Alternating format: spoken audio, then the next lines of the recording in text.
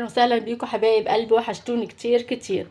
وصفة النهاردة ان شاء الله هنعمل كفتة داوود باشا. هنعملها بطريقة سهلة ومكوناتها سهلة، مفيهاش اي حاجة صعبة او اي حاجة مش هتكون موجودة عندك.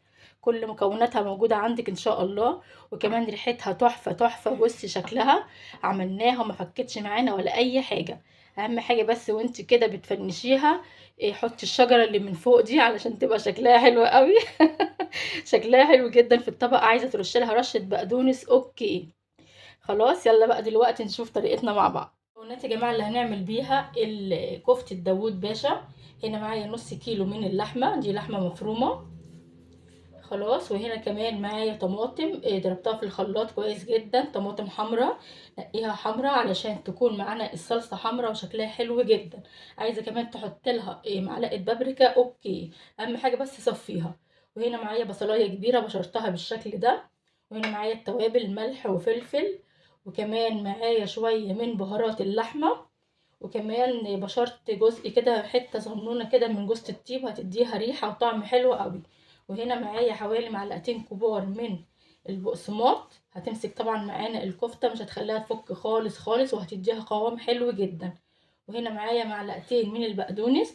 دي على فكره اختياري، لو عايزه تشيليها عشان في ناس كتير ما بتحبش البقدونس في الكفته. مش اي مشكله، بس هي يعني لازم في مكوناتها الاساسيه تحط لها بقدونس. زي ما قلت لك ده اختيار، لو عايزه تشيليه شيليه، مفيش اي مشكله. وهنا معايا كمان 2 فص توم هرسته بالشكل ده. كده ده بالنسبه للمقادير. يلا بقى نسمي الله ونشوف كده هنعملها ازاي مع بعض. هنركن طبعا الطماطم دلوقتي، والثوم مش هنحتاجه دلوقتي. اقول لكم هنعمل ايه دلوقتي.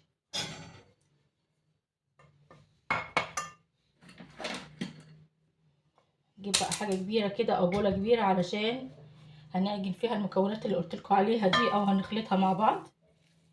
هنا هحط اللحمه. على فكره تقدري كمان تعملي ربع كيلو، هي بتقطع كميه هايله يعني. بصي كل المكونات كده هنحطها على بعض. ومش لازم تصفي هنا البصلايه، مش لازم تاخدي ميتها وكده، لا. البقسماط هنا هتشرب اي سوائل معانا. نحط البقسماط، وكمان هنزل بالتوابل، وكمان هحط البقدونس، مش اكتر من كده. اظبطي بقى الملح بتاعها على ذوقك. شيل بس الحاجات دي كده.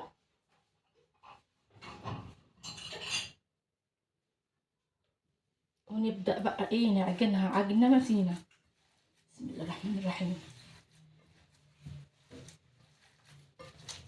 اي كفتة طبعا اول ما هتقلبيها كويس، او هنقول بقى تعجنيها كويس، هتاخدي منها نتيجة افضل بكتير جدا.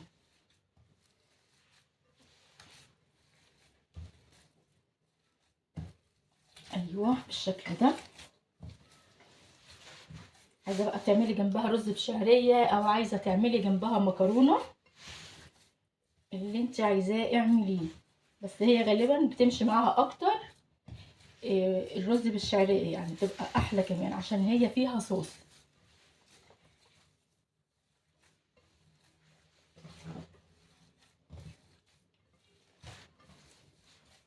اتعجنت عجنه كويسه قوي كده، مش اكتر. نعمل ايه دلوقتي؟ هقول لكم نكملها ازاي. اهي بعد ما اتعجنت يا جماعه بالشكل ده، نبدا بقى ناخد كده كور صغنونه. بصي لو هتلزق في ايدك او حاجه، تقدري تبلي ايدك مسحه من الزيت او الميه. اهو بالشكل ده انا عايزاها كده. واعمليها حجم واحد علشان تبقى متناسقه وشكلها حلو جدا مع بعض. متبقاش واحده متوحشه واحده صغنونه، لا. حاولي اظبطي ايدك علشان يبقى كله قد بعض. عايزه اقول لكم ان انا كنت عاملاها اول امبارح، فعجبتهم جدا. فالنهارده طلبوها مني تاني، فانا قلت بقى ما بديهاش اصورها لكم. بصي اهي الحجم ده. اخلص الكميه دي وارجع لكم تاني. بعد ما خلصت معانا اهي بقت بالشكل ده. بصي الكور بتاعتها قد بعض وشكلها مهندم جدا.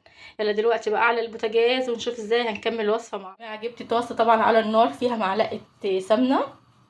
عايزه تستبدلي السمنه بزيت ذره او اي زيت تكون نوعيه كويسه، اوكي. خلاص انا طبعا مستنياها بس دلوقتي تسخن علشان هنزل بالكفته اللي معايا. عايزه اديها تشويحه كده واديها صدمه.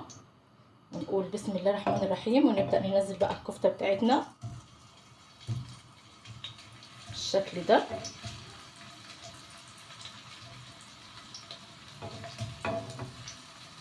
وما تخافيش هي مش هتفك معاك ولا اي حاجه خالص.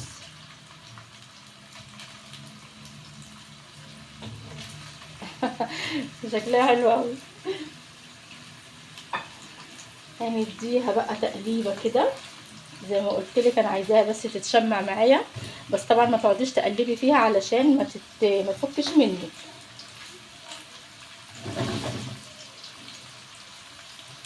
اول ما احس ان هي من تحت اتشمعت كده هبدا اقلبها واحده واحده معايا. بسم الله الرحمن الرحيم. ايوه. ابص دي هي باينه في الكاميرا اهي. دي بدات تتشمع معايا اهي واخدت اللون البني.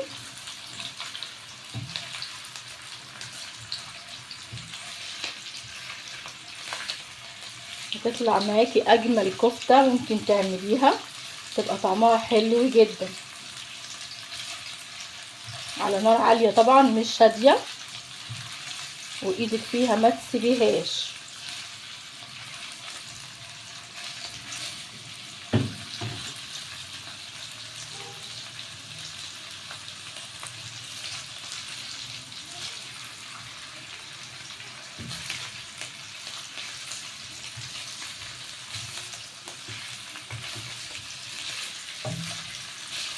خلاص يا بنات اهي هي بدات تتشمع اهي وتاخد اللون البني كلها.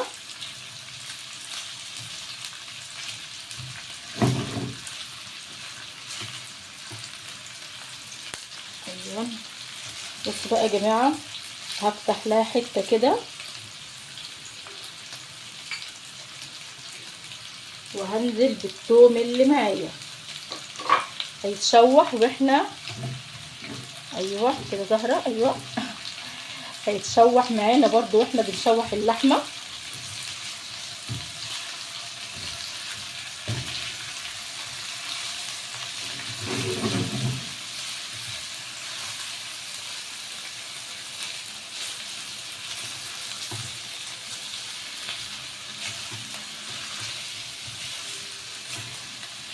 تقريبا كلها اتشمعت اهي واخدت اللون اللي انا بقول لكم عليه.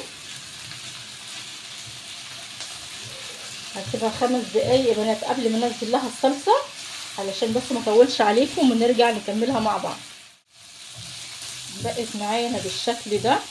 بصي كمان انا عايزاها تبدا تتلسع معايا، ايوه تتلسع، بمعنى ان هي تبقى فيها حته بني زي دي كده. ايوه اهي ظاهره دي. بصي ما فكتش ولا اي حاجه خالص رغم اني عماله اقلب فيها ما سبتهاش. زي ما قلت لك ان شاء الله مش هتفك منك خالص وهتبقى كفته تحفه معاكي. بس خلاص مش اكتر من كده. هنزل عليها بقى بكميه الطماطم اللي معايا. بسم الله الرحمن الرحيم.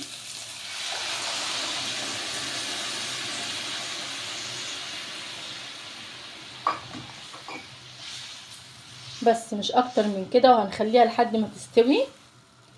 سيبيها كمان ربع ساعة على النار وهتسبك معاكي وهتبقى تحفة وهتبقى شكلها حلو جدا وطعمها احلى بكتير. اخليها ربع ساعة بس كده وان شاء الله اول ما تتسبك وتستوي نرجع ونشوفها مع بعض. بتاعتنا بعد ما خلصت اهي اتسبكت وبقت تمام التمام. وبصي كمان زي ما انت شايفة كده انا حطيت لها كام ورقة كده من ورق اللورة. هتعمل لها طعم وريحة حلو جدا. بس خلاص هطفي عليها بقى ويلا نشوف هنقدمها بقى نغرفها كده مع بعض. بسم الله الرحمن الرحيم.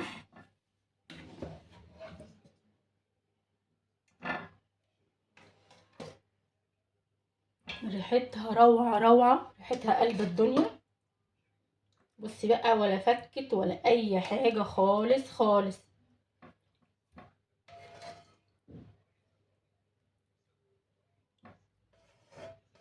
بس ايه، نحط الصوص بتاعها كده علشان طبعا اللي عايز ياكلها بالرز زي ما قلت لكم.